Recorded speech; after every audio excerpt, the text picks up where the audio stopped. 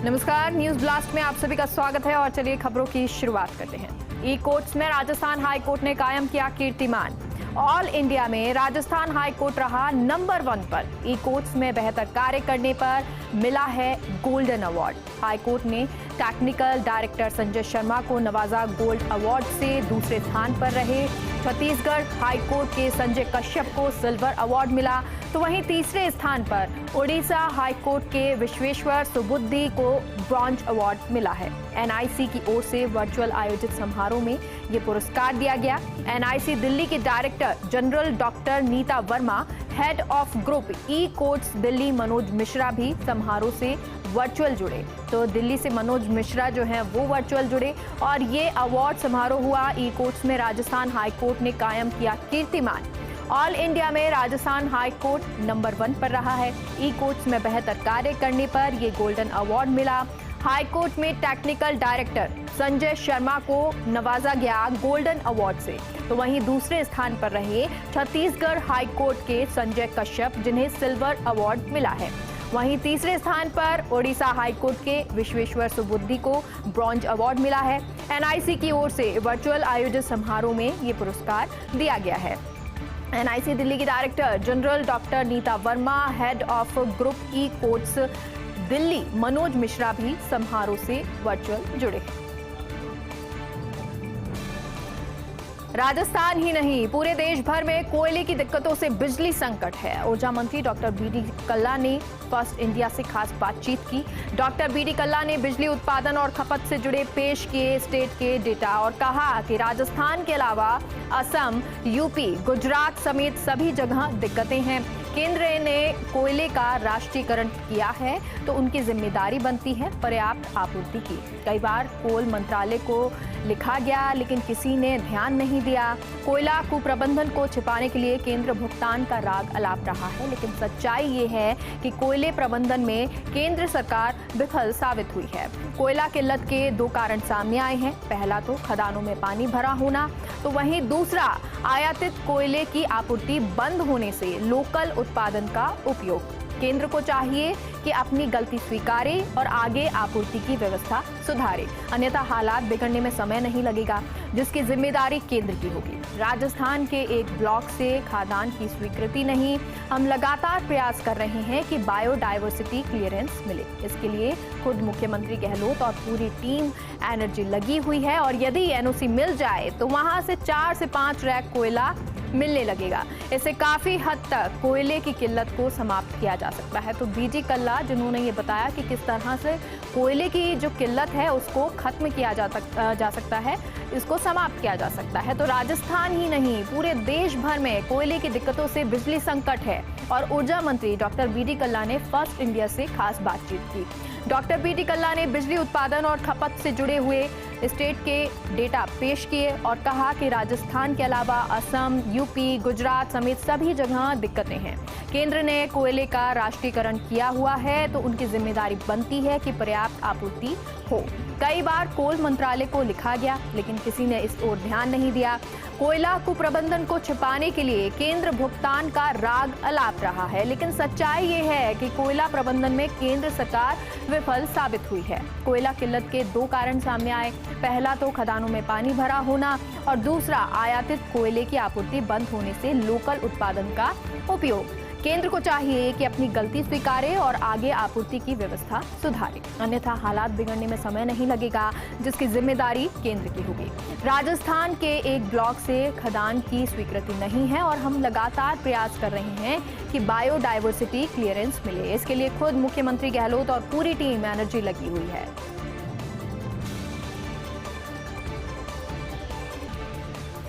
केंद्र के कुप्रबंधन से देश भर में गहराया बिजली संकट। ऊर्जा मंत्री डॉक्टर बीडी कल्ला ने कोयला संकट पर केंद्र पर निशाना साधा है। डॉक्टर कल्ला ने कहा कि कोल इंडिया की सहयोगी कंपनी एनसीएल और SECL से राजस्थान को मिलना चाहिए था रोजाना 11.5 रैक कोयला। पिछले लंबे समय से राजस्थान को दिया जा रहा 3 से 4 रैक कोयला और शुरुआत में गलतफहमी पैदा की गई कि भुगतान के अभाव में ऐसा हुआ है, लेकिन सच्चाई ये है कि NCL का एक भी रुपए पेंडिंग नहीं चल रहा है। अगस्त 2021 माह में ही NCL का पूरा भुगतान कर दिया गया।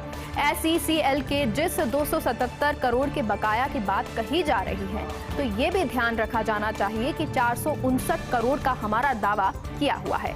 SECL को पूर्व में किए गए भुगतान के विवाद से जुड़ा हुआ ये दावा है और ऐसे में भुगतान के अभाव में कोयला नहीं देने की बात पूरी तरह से बेमानी है। कल्ला ने एक बार फिर जरूरत के हिसाब से कोयला आपूर्ति की मांग रखी।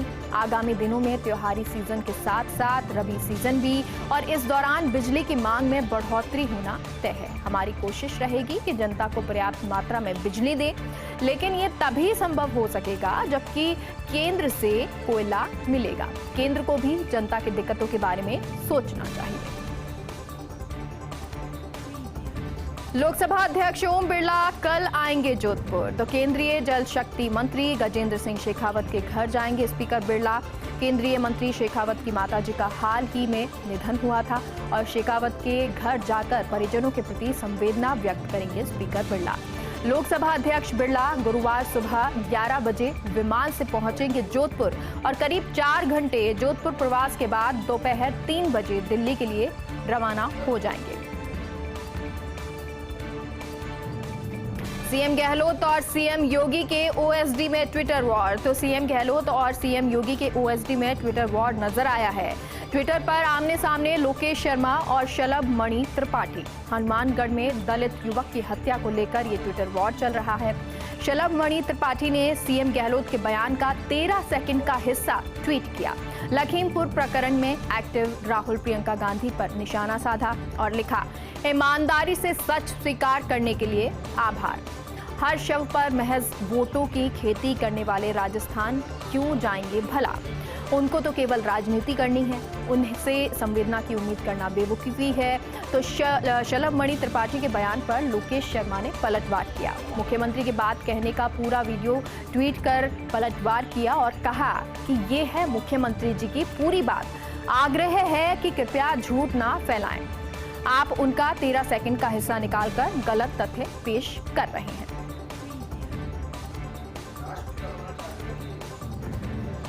मुख्यमंत्री गहलोत की पहल रंग लाई है, तो मुख्यमंत्री गहलोत की पहल रंग लाई। दिल्ली मिशन पर पहुंचे ACS डॉक्टर सुबोध अग्रवाल को मिली बड़ी सफलता। आधी रात तक 20 रैक कोयला डिस्पैच करवाने में कामयाबी मिली है। कोल इंडिया की सहयोगी कंपनियों में 8 रैक डिस्पैच और साथ ही अपनी कोल ब्लॉक से कोयले की 12 rake dispatch. ACS doctor Subodh Agarwal ने दिल्ली में की केंद्रीय सचिव के साथ बैठक और साथ ही राज्य के अधिकारियों के साथ भी निरंतर समन्वय बनाए हुए थे।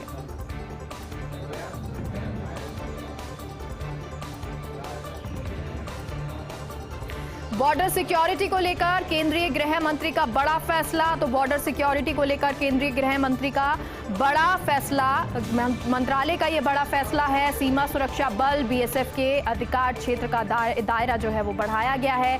पुलिस की तर्ज पर BSF को तलाशी, जब्ती और गिरफ्तारी का अधिकार। CRPC NDPS passport custom act के तहत कार्रवाई का अधिकार है। पश्चिम बंगाल, पंजाब और असम में ले सकेंगे गिरफ्तारी और तलाशी। पाकिस्तान बॉर्डर से 50 किलोमीटर देश के राज्यों में कार्रवाई कर सकेंगे और इससे पहले बॉर्डर से महज 15 किलोमीटर तक कार्रवाई का अधिकार था। नागालैंड, मिजोरम, त्रिपुरा, मणिपुर और लद्दाख में भी सर्च और अरेस्ट कर सकेंगे। हालांकि BSF का गुजरात में कार्रवाई का अधिकार कम कर दिया है। गुजरात में इसका दायरा 80 से कम होकर 50 किलोमीटर कर दिया गया है, जबकि राजस्थान में दायरा क्षेत्र पहले की तरह ही 50 किलोमीटर रखा गया है।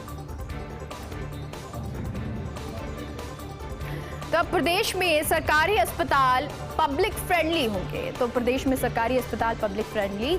मेडिकल कॉलेजेस से जुड़े बड़े अस्पताल, जिला उपजिला अस्पताल, सैटेलाइट अस्पताल, CHC और पुख्ता व्यवस्थाओं के प्रति सरकार गंभीर है। अस्पतालों में सहज, सुलभ और सुविधापूर्ण सेवाओं के लिए हाई लेवल कमेटी गठित। चिकित्सा शिक्षा आयुक्त शिवांगी स्वर्णकार की अध्यक्षता में ये कमेटी गठित की गई।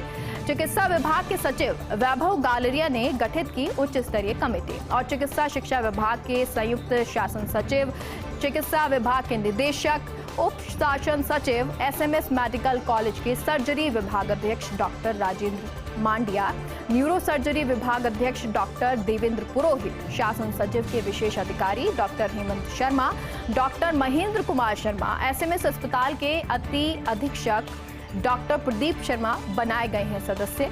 और ये हाई लेवल कमेटी फील्ड के फीडबैक के आधार पर सरकार को समय समय पर सुझाव देगा ताकि अस्पताल में पहुंचने वाले मरीजों को सुलभ और सुविधापूर्ण इलाज मिल सके।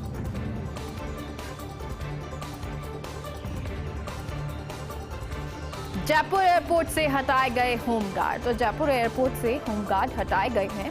एयरपोर्ट पर पार्किंग व्यवस्था संभालने में मदद करते थे ये होमगार्ड। एयरपोर्ट प्रशासन ने राज्य सरकार से आग्रह कर लगाए हुए थे आधा दर्जन होमगार्ड। हालांकि होमगार्ड्स को इस पूरे माह देनी थी एयरपोर्ट पर ड्यूटी, लेकिन अडानी समूह से जुड़े लोगों ने तुरंत प्रभाव से होमगार्ड हटाए। राज्य सरकार से 31 अक्टूबर तक किए करार को भी बीच में तोड़ा। अब एयरपोर्ट के अंदर पोर्च में पार्किंग संभालने को लेकर चुनौती रहेगी। आज सुबह से ही पोर्च में बार बार गाड़ियों का जाम लग रहा है। एमएसएफ कंपनी के लगाए गार्डों को अनुभव नहीं होने से ये जाम नजर आ रहा है। आखिर 1.5 माह तक किसने छिपाए रखे तबादले आदेश? तो सवाल ये कि आखिर 1.5 माह तक ये तबादले आदेश किसने छिपाए? उदयपुर में सहायक आबकारी अधिकारी के पदस्थापन की गुगली सहायक आबकारी अधिकारी अजय जैन को लगाया गया था उदयपुर एईओ। 14 अगस्त 2021 को ही गए थे एईओ अजय जैन के आदेश, लेकिन जैन को 1.5 माह तक नहीं मिल सके थे तबादले के आदेश और पुरानी पोस्टिंग महामाया लिकर इंडस्ट्रीज पर ही कार्यरत रहे अजय जैन।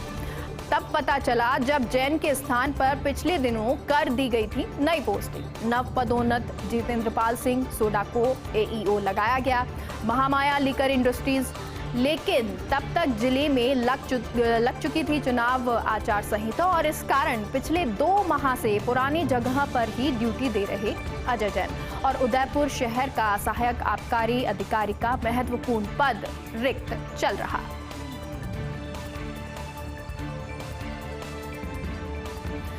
तो निकल गया तबादला सीजन, लेकिन नहीं लौटा सम्मान। आबकारी विभाग में चल रहा अजब गजब खेल। जूनियर अधिकारियों के नीचे लगा रखे सीनियर अधिकारी। सवाई माधोपुर में एईओ राजेंद्र गर्ग लगे हुए हैं जिला आबकारी अधिकारी और एईओ भौरी लाल मीना को लगा रखा सहायक आबकारी अधिकारी, जबकि भौरी लाल मीना है राजेंद्र गर्ग से सीनियर। और इसी तरह भीलवाड़ा में भी नियमों की अवहेलना हो रही है। एईओ लोकेश जोशी को भीलवाड़ा लगाया हुआ है जिला आबकारी अधिकारी और एईओ राजेंद्र कुमार को सहायक आबकारी अधिकारी लगाया हुआ है, जबकि जोशी हैं जूनियर और राजेंद्र कुमार हैं सीनियर। हालांकि एसीबी केस के चलते राजेंद्र कुमार को नहीं दी जा सकती फील्ड पोस्टिंग। अब सवाल ये भी है कि यदि फील्ड पोस्टिंग दी हुई है तो जूनियर के अधीन क्यों? तबादला सीजन में थी इन अधिकारियों को अपने साथ न्याय होने की उम्मीद, लेकिन इसके बावजूद नहीं लौटा इन सीनियर अधिकारियों का सम्मान।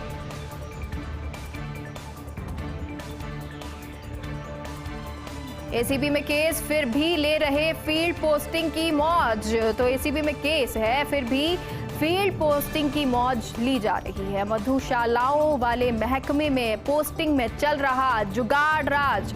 कई निरीक्षकों के खिलाफ चल रहे एसीबी केस और इसके बावजूद विभाग ने फील्ड पोस्टिंग दे दी। बालकृष्ण शर्मा को भरतपुर, ललित बिश्नोई को जालौर, चेतन लाल को झालावाड़, मनीषा पुरोहित को देवगढ़, सुभाष चंद को डीडवाना, विद्याधर पूनिया को हनुमानगढ़ पोस्टिंग और हाल ही एईओ राजेंद्र कुमार को भी लगाया गया भीलवाड़ा एईओ। और इसी तरह कई प्रहरा अधिकारियों के खिलाफ भी केस होने पर पोस्टिंग दी गई है।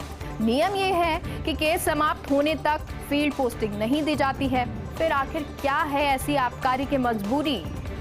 तो आखिर मजबूरी आबकारी की क्या है जो फील्ड पोस्टिंग दी गई है, क्योंकि नियम जो कहते हैं वो ये है कि केस समाप्त होने तक फील्ड पोस्टिंग नहीं दी जा सकती। प्रदेश में बदलने लगा मौसम का मिजाज, रात और अलसुबह होने लगा गुलाबी ठंडक का एहसास। जयपुर समेत दौसा, भरतपुर, कोटा क्षेत्र में रात के तापमान में गिरावट हुई है।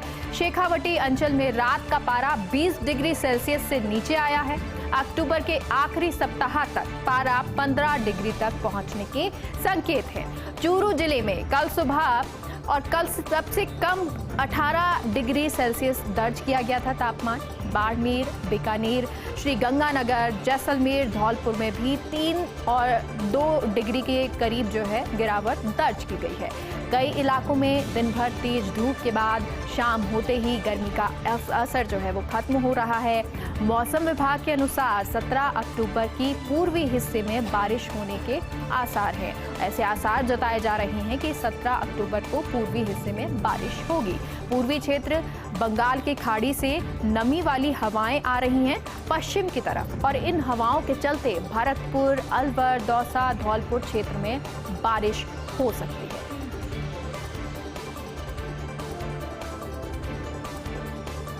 घर का पूत कुवारा डोले, पड़ोसी का फेरा। वन मंत्री सुखराम बिश्नोई का ये पर्यटन प्रेम। प्रशासन शहरों के संग अभियान पर पर्यटन प्रेम भारी। 25 से 27 सितंबर को सूरत, नासिक, पुणे के दौरे पर रहे। फिर 10 अक्टूबर को भावनगर के दौरे पर रहे बिश्नोई। आज एक बार फिर हैदराबाद जा पहुंचे सुखराम बिश्नोई, और इधर उनके गृह जिले और प्रभार वाले जिलों में बिश्नोई का इंतजार बढ़ने लगा है। हजारों लोग पट्टे, बिजली, पानी और अन्य सुविधाओं की कमी से त्रस्त हैं। प्रवासी राजस्थानियों के कार्यक्रम में सम्मिलित होना बन चुका बिश्नोई का शगल, और इधर गृह जिले एवं प्रभार वाले जिले में सुनाई दे रही है अलग ही चर्चा। राजस्थान से बाहर प्रवासी भाइयों से मिलना तो ठीक, लेकिन अपने गांव वालों की उपेक्षा करना कहां तक तर्कसंगत।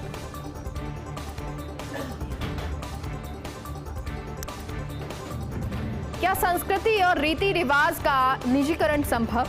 तो सवाल ये है कि क्या संस्कृति और रीति रिवाजों का निजीकरण संभव हो सकता है? पर्यटन विभाग कर रहा मेले उत्सव पीपीपी मोड पर निजी क्षेत्रों को देने की तैयारी। पर्यटन विभाग के स्तर पर तैयार किया गया था प्रस्ताव। सरकार की मंजूरी के बाद जारी की जा सकती है अधिसूचना। हालांकि अभी कोरोना के चलते मेले उत्सवों का आयोजन खटाई में पड़ा है। लेकिन बड़ा सवाल है, क्या रीति रिवाज और परंपराओं को ठेके पर देना उचित है? परंपरा पर व्यावसायिकता हावी ना होने देना, कौन इसकी गारंटी लेगा? बहरहाल अभी तक प्रस्ताव पर उच्च स्तर पर चर्चा होनी है। पूर्व में भी पर्यटन विभाग कर चुका इस तरह के प्रयास, तो पर्यटन विभाग पहले भी ऐसे प्रयास कर चुका है, लेकिन अभी इस प्रस्ताव पर उच्च स्तर पर चर्चा होनी बाकी है। आखिर क्यों नहीं हो पा रहा T-104 को लेकर फैसला? क्या उस्ताद के बाद अब T-104 भी जाएगा सज्जनगढ़? 3 इंसानों की मौत के आरोपी T-104 पर हैं। फिलहाल रणथंभौर के बीड़ एनक्लोजर में T-104 6 वर्ष से अधिक समय से बाघ उस्ताद भी सज्जनगढ़ एनक्लोजर में है, और जल्द ही मुकुंदरा ले जाया जा सकता है T-104 को। जल्द ही NTCA की टीम पहुंचेगी निरीक्षण के लिए मुकुंदरा।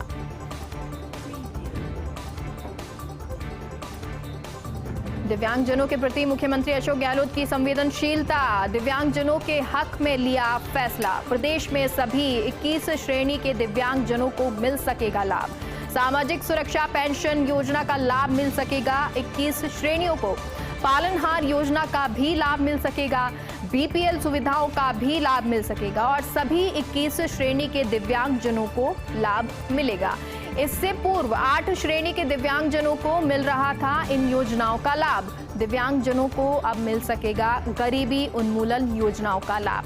प्रशासन शहरों गांव के संग अभियान में बड़ी संख्या में दिव्यांगजन लाभान्वित होंगे। सामाजिक न्याय और अधिकारिता विभाग ने फाइल पर स्वीकृति दे दी है।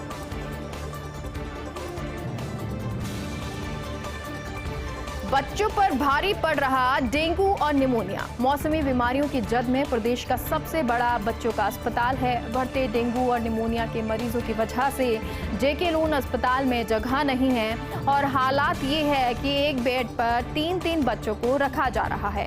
वेंटिलेटर और बेडों की कमी की वजह से हालात ये हैं, दूर दराज से आने वाले गंभीर स्थिति वाले बच्चों को भर्ती नहीं किया जा रहा है।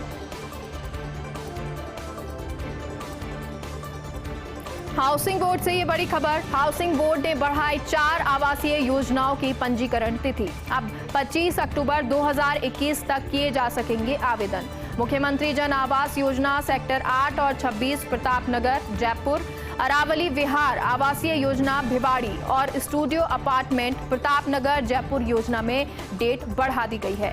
बोर्ड ने 1 सितंबर 2021 से शुरू किया था 4 योजनाओं के लिए पंजीकरण। अंतिम तिथि थी 30 सितंबर, जिसे बढ़ाकर किया गया था 12 अक्टूबर। लोगों के भारी रुझान को देखते हुए एक बार फिर अंतिम तिथि को बढ़ा दिया गया है।